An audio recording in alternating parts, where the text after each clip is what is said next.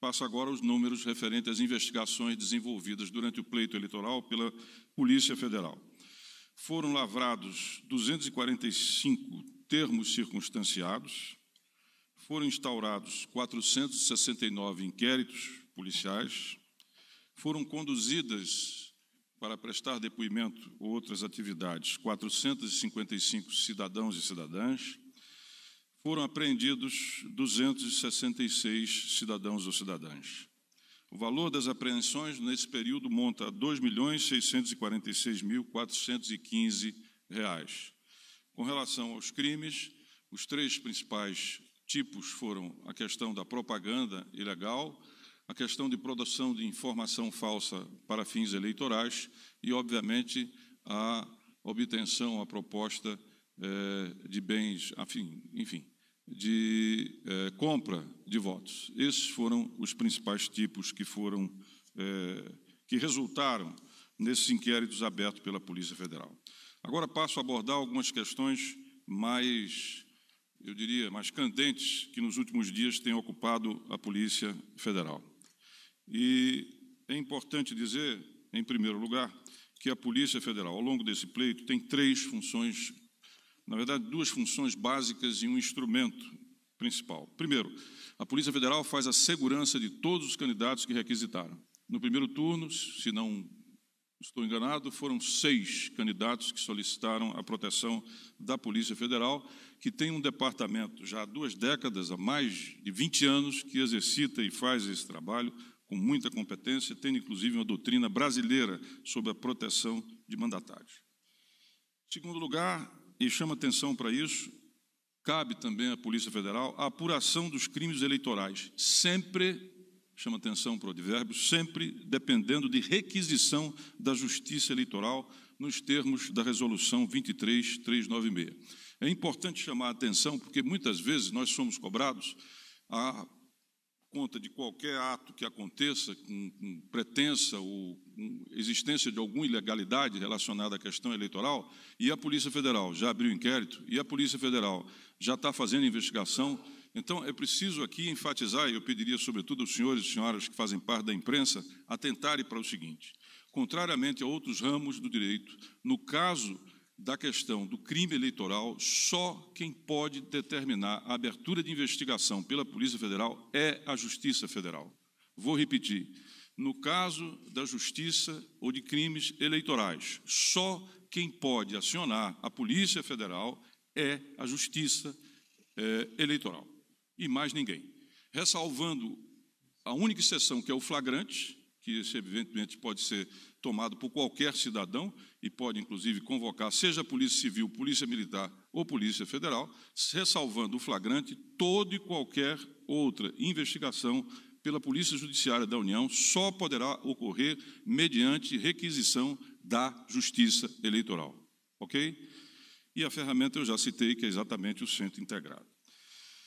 Bom, agora vamos falar, nós selecionamos alguns casos dos diversos que chegaram ao conhecimento, estão sendo apurados pela Polícia Federal, para aqui tecer alguns comentários sobre ele e informar os senhores e senhoras, porque tiveram uma ampla repercussão e por isso nós selecionamos esse caso para dizer exatamente o andamento que nós temos no presente momento. Em primeiro lugar, a questão da disseminação de mensagens por empresas. Foi aberto um inquérito instaurado no dia 20, e nos termos daquilo que foi solicitado pela Procuradoria-Geral da República, ou seja, a investigação de disseminação de mensagens ofensivas a candidatos. Isso é crime, isso configura crime.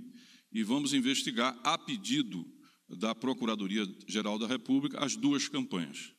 Então, inquérito aberto, mas, por determinação do presidente desse mesmo inquérito, está decretado o sigilo dos autos, motivo pelo qual nós não podemos comentar nada a respeito dessas investigações. Apenas informar que foi solicitada a abertura, o inquérito foi aberto, está instaurado e estão sendo feitas as investigações. Segundo, investigações sobre situações que circularam nas redes sociais. Agora vamos a essas que tiveram, pelo menos, maior circulação e, enfim, causaram impacto ou comoção. Voto na urna com a arma. Cumprido o mandato de busca e apreensão no Paraná, a pessoa foi identificada e ouvida. Crime investigado, violação do sigilo do voto. Ele filmou exatamente o momento em que ele estava digitando, no caso, com a arma. O que foi visto? A arma foi apreendida e era um simulacro. O inquérito está aberto e, evidentemente, que, ao concluir, ele será enviado à Justiça Eleitoral, que decidirá o que fazer. Incitação do crime pela internet. 2 casos aqui a reportar que tiveram também bastante repercussão nas redes e também na mídia impressa e rádio televisiva. Um homem efetuou postagem na internet no sentido de que mulher que vota em determinado candidato merece ser estuprada. Crime investigado, incitação ao estupro. A pessoa foi identificada, ouvida no Estado de São Paulo, o inquérito prossegue e será enviado à Justiça Eleitoral e, evidentemente, com desdobramento também à Justiça Comum.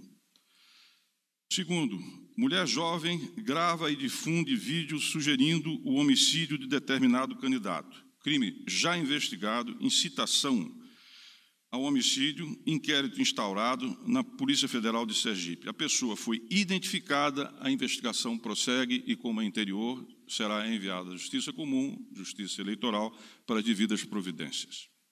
Falsa notícia em vídeo de fraude na urna.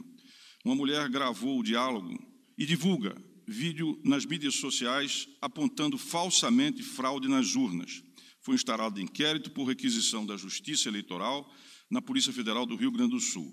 A referida mulher foi identificada e indiciada nos autos do inquérito. Passamos agora às ameaças que foram desferidas contra a presidente do Supremo Tribunal Federal, ministra Rosa Weber, do TSE. A senhora é ministra do Supremo e, ao mesmo tempo, presidente daqui, motivo da troca. Foram 3 casos que, em princípio, não guardam conexão entre si. E aqueles que foram já identificados, que vou aqui referir, eles foram combinados no artigo 147 do Código Penal e no artigo 18 e 27 da Lei de Segurança Nacional. Caso primeiro, uma mulher que ameaçou e proferiu ofensas em carro de som em frente do Tribunal Superior Eleitoral. Inquérito instaurado. Ela foi identificada e ouvida.